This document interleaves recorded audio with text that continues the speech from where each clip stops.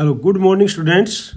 मैं हूं lecturer Hari Singh sir और आज मैं आपको रिवीजन करवा रहा हूं प्रिपेयरिंग के लिए एग्जामिनेशन की तैयारी के लिए। आपको पता है आप सबका बोर्ड है, बोर्ड का एग्जामिनेशन है। भी आप लोगों ने सब ने पढ़ लिया है, रिवीजन एक एक बार रिवीजन भी कर लिया है।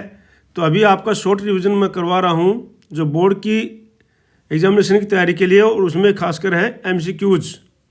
तो इसमें एमसीक्यूज़ का रिवीजन मैं करवा रहा हूँ आपको। और ये चैप्टर है social science history, class 10th social science history, the rise of nationalism in Europe, पहला चैप्टर है ये।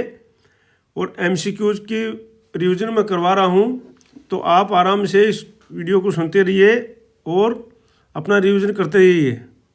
अगर आप इस चैनल में नए हैं तो सब्सक्राइब कर लीजिए, इसको लाइक कर दीजिए और दूसरे स्टूडेंट के पास शेयर कर दीजिए ताकि ज़्यादा से ज़्यादा लोग जो है इसका फ़ायदा उठा सकें। तो चलते हैं the rise of nationalism in Europe. ये जो उस समय का पिक्चर है, ये पेंटिंग ये दर्शा रखा है, ये तो आप लोगों ने पढ़ ही लिया है, इसमें ज़्यादा बताने वाली बात नहीं है, ठीक है। नहीं, मैं अब एमसीक्यूज़ करवा रहा हूँ अभी। ये मैंने आपको इसी में पढ़ा दिया था और सब स्टूडेंट पढ़ाया। तो एमसीक्यूज़ देखते हैं इसमें। The rise of nationalism Europe में क्या एमसीक्यूज़ की रिवीजन करते हैं। तो पहला है who was declared as the German empire after the unification of Germany. Unification of Germany के बाद में जो पहला एम्पायर डिक्लेयर हुआ था वो कौन था? तो वो था केसर William one.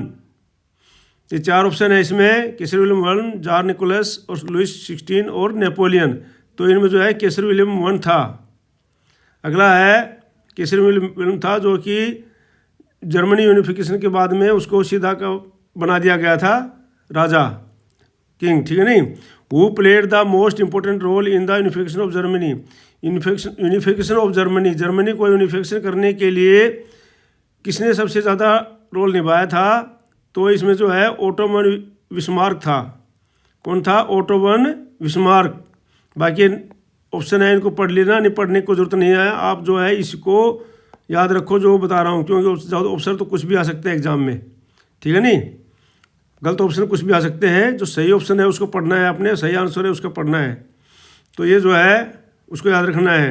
When was the act of union passed between England and Scotland which resulted in the formation United kingdom of great Britain. तो जो है कब जो है ये एक्ट पास किया गया था ग्रेट ब्रिटेन के लिए, स्कॉटलैंड के अंदर और उसके अंदर। तो जब United kingdom of great Britain बना था, कब बना था ये? 1707 में, 1707 में, 1707 में, 1707 में बना था ये ग्रेट ब्रिटेन, ठीक है ना। Who was Frederick Sorio. Frederick Sorio कौन था? तो था एक फ्रेंच आर्टिस्ट। फ्रेडरिक सोरियो जो है एक फ्रेंच आर्टिस्ट था। उसके बाद है industrialisation began in which one of the following European countries in the second half of the 18th century. तो कहाँ पर जो है इंडस्ट्रियलाइजेशन सबसे पहले शुरू हुआ था?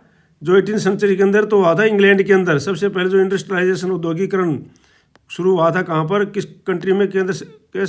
Second half of the century में ये हुआ था इंग्लैंड के अंदर। अगला है which type of government were mainly driven in Europe after the defeat of Napoleon in 1815। जब नेपोलियन को हरा दिया गया था चारों कंट्री ने, प्रशिया, रशिया, ऑस्ट्रिया और ब्रिटेन ने, तो उसके पास में किस प्रकार की गवर्नमेंट वहाँ पर आई थी 1815 के बाद में? तो आपको पता है वहाँ पर आई थी कंजर्वेटिव गवर्नमेंट वहाँ पर आई थी जब नेपोलियन को हरा दिया गया था। Which one of the following group of countries collectively defeated Napoleon in 1815। तो जो 1850 में कौन से जो चार कंट्री थे जिन्होंने कलेक्टिव इकट्ठे होकर के नेपोलियन को हराया था? तो इसमें है Britain, Russia, Persia and Austria. तो नेपोलियन को हराया था चारों कंट्रीज ने, ब्रिटेन, रशिया, पर्शिया और ऑस्ट्रिया ने। उसके बाद है which one of the following countries did the first liberalist nationalist upheaval take place in July 1830। तो बोलता है इन किस कंट्रियों के अंदर जो सबसे following country did the first rebellion, जो फर्स्ट जो स्वतंत्रतावादी थे उन्होंने उथल पुथल की थी, अपहेवल उथल पुथल की थी कौन सी जगह पर, वो कौन सा था, फ्रांस। फ्रांस के अंदर जो है फ्रांस क्रांतिकारियों ने सबसे पहले जो है वहाँ पर उथल पुथल की थी, ठीक है नहीं। वहाँ से जो राजा को हटा करके और वहाँ पर एक डेमोक्रेटिक गवर्नमेंट बैठाई थी। Who among the following remarked when France sneezes the rest of Europe catches cold? किसने ये रिमार्क कहा था कि जब फ्रांस के अंदर जो है छींक लगती है तो पूरे यूरोप को जुकाम हो जाता है? तो ये कहा था मेटरनिक ने। मेटरनिक ने कहा था कि when France sneezes the rest of Europe catches cold, जब फ्रांस को छींक लगती है तो पूरे यूरोप को जुकाम हो जाता है, ये मेटरनिक ने कहा था। Who among the following was the architect for the unification of Germany? दो यूनिफिकेशन ऑफ जर्मनी का आर्किटेक्ट कौन था? तो आपको पता है ओटो वन बिस्मार्क। कौन था? ओटो वन बिस्मार्क जर्मनी का आर्किटेक्ट, यूनिफिकेशन ऑफ जर्मनी का आर्किटेक्ट था ओटो वन बिस्मार्क। अब जो है अगला है, who among the following had sought to put together a coherent programme for unitary Italian republic during 1830s? तो ये जो है कोहेरेंट प्रोग्राम किसने कोहेरेंट प्रोग्राम किसने चलाया था यूनिटरी इटालियन रिपब्लिक के लिए? ये जूसेफ मजनी ने चलाया था। किसने चलाया था? जूसेफ मजनी ने। तो आप याद रखना इन सबको। अगला है, the state general was named as, तो स्टेट जनरल थे उनका क्या नाम था? उसका नाम था नेशनल असेंबली। जो स्टेट जनरल बनाई गई थी उसका नाम क्या रखा, रीनेम्ड क्या रखा था उन्होंने? बाद में उसका नेम क्या हो गया था? पहले उसका स्टेट जनरल था, बाद में उसका क्या नाम हो गया था? नेशनल असेंबली हो गया था। When was the civil code introduced by the Napoleon Europe France? France के अंदर जो है सिविल कोड नेपोलियन कब लेके आया था? नेपोलियन के 12 सिविल कोड 1804 में आया था। ये कब आया था? 1804 में। आप लोग आराम से कान में लगा के सुनते रहना ताकि आपको दिमाग में याद हो जाएगा। Who among the following published Punjab Kesari? तो पंजाब केसरी को किसने पब्लिश किया था? तो था बाल गंगाधर तिलक। बाल गंगाधर तिलक ने पंजाब केसरी को पब्लिश किया था। How many states were there in German confederation? तो जर्मन कन्फेडरेशन में कितनी स्टेट थी? 39 स्टेट थी। जर्मन कन्फेडरेशन में 39 स्टेट थी। Who was the king of France at the time of French revolution? तो फ्रेंच रिवॉल्यूशन जब हुई थी तो फ्रांस का कौन किंग था? तो था लुइस 16, जिसको गद्दी से उतार दिया गया था बाद में। Who was the defeated by the collective force of the Britain Russia Persia? तो इसे आपको पता है कि इन तीनों देशों ने मिला करके, चारों देशों ने, ये Britain, Russia, Persia and Austria, in 1815 में किसने था? तो इसका था नेपोलियन था। नेपोलियन को हराया था इन्होंने, ठीक है नहीं। अब जो है अगला है,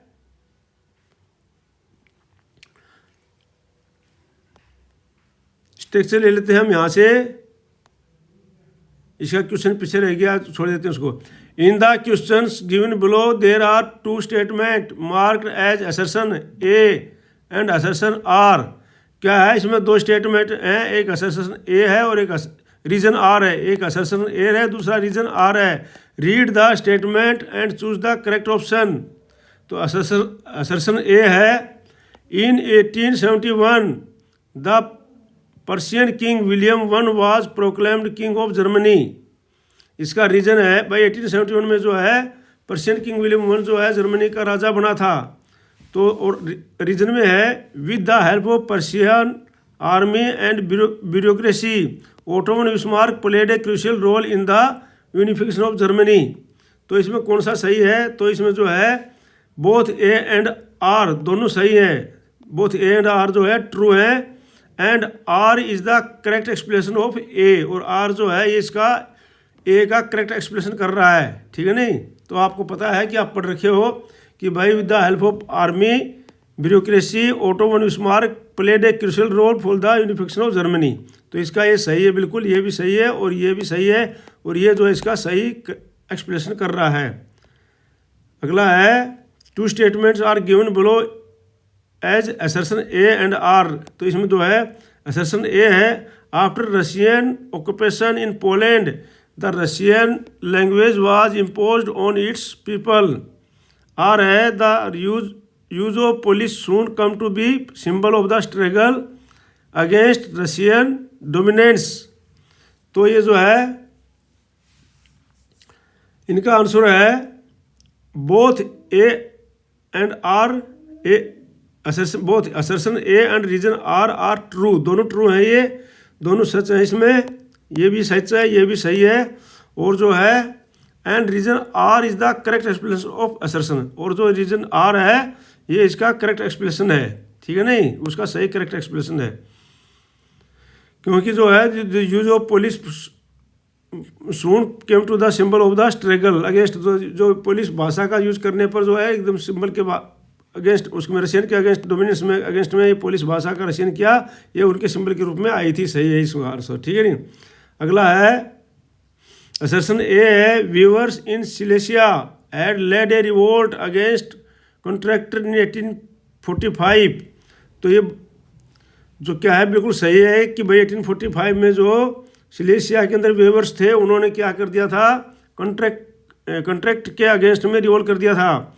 और रीजन इसका contractors had drastically reduce there payment, और जो उन्होंने अपनी ड्रेस्टिकल पेमेंट को रिड्यूस कर दिया था। तो ये बिल्कुल सही है, दोनों चीज़ सही है, और इनका आर का करेक्ट एक्सप्लेनेशन भी है ये, ठीक है नहीं।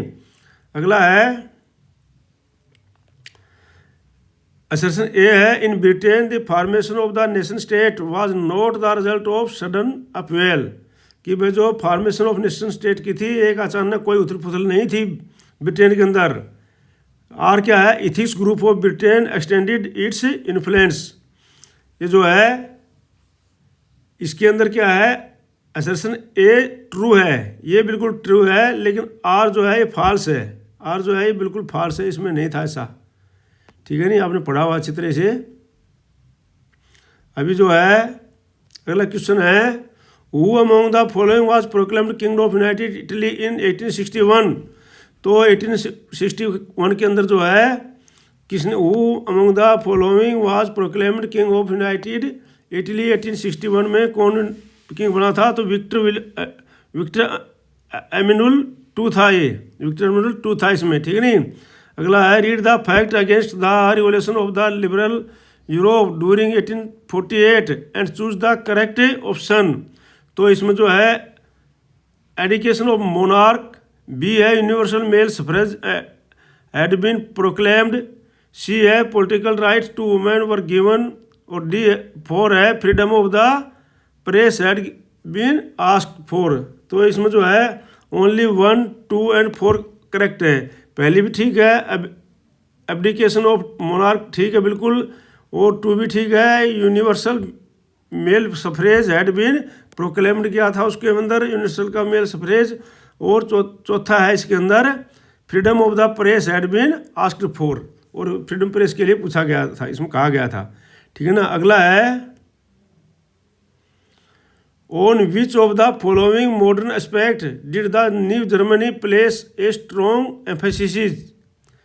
तो इसका है कौन सा जो एस्पेक्ट जो है न्यू जर्मनी को बनाने के लिए स्ट्रॉन्ग एम्फेसिस प्रभाव डाला था किसने, तो इसमें जो था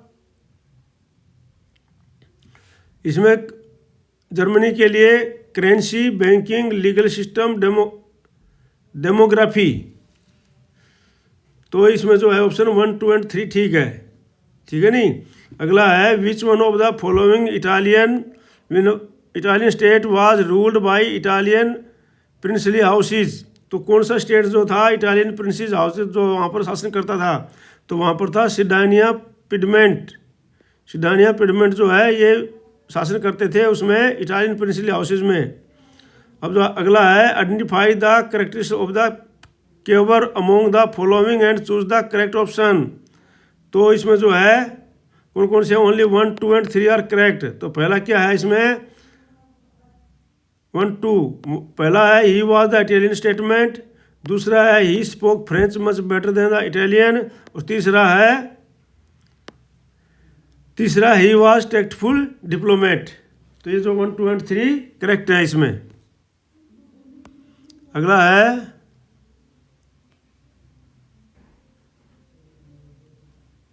हाँ ये तो मैंने पढ़ ही लिया है। तो आज का इस चैप्टर में इतना ही है। मिलते हैं फिर कल किस दूसरे चैप्टर के साथ में, नंबर 2 के साथ में। तो आप इसको रिवीजन ज़रूर कर लेना। आप इसमें नए बने तो सब्सक्राइब कर देना, लाइक कर देना और शेयर कर देना। डेली मैं आपके पास भेजता रहूँगा, आप ज़रूर इसको सुनते रहना, आपका रिवीजन होता रहेगा और साथ साथ में अपनी और भी तैयारियाँ करते रहना इस चैप्टर की। Thank you for watching video. May you live long. आपका दिन शुभ रहे। जय हिंद, जय भारत।